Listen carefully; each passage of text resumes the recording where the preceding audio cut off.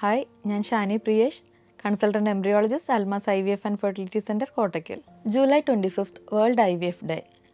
1978 Luis brown എന്ന കുട്ടിയുടെ ജനനത്തോടെയാണ് IVF treatment ലോകമെമ്പാടും പ്രചാരത്തിലെത്തുന്നത്.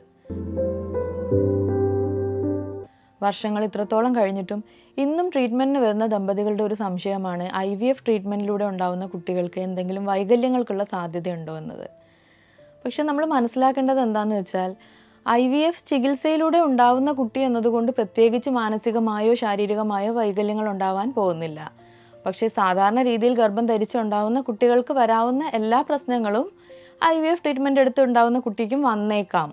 എന്നിരുന്നാലും നമ്മൾ ശ്രദ്ധിക്കേണ്ട കാര്യം, ഇപ്പോൾ ഒരു കപ്പിൾ വന്നു, അവർക്ക് IVF ട്രീറ്റ്മെൻ്റ് ആണ് ഫൈനൽ ഓപ്ഷനായിട്ട് പറഞ്ഞതെന്നുണ്ടെങ്കിൽ പിന്നീടും ഇവർ ഈ ചികിത്സ വൈകിക്കുന്നതായിട്ട് കാണാം. അങ്ങനെ വരുമ്പോൾ ഏറ്റവും കൂടുതൽ നമ്മൾ ശ്രദ്ധിക്കേണ്ടത് കപ്പിളിൻ്റെ പ്രായമാണ്.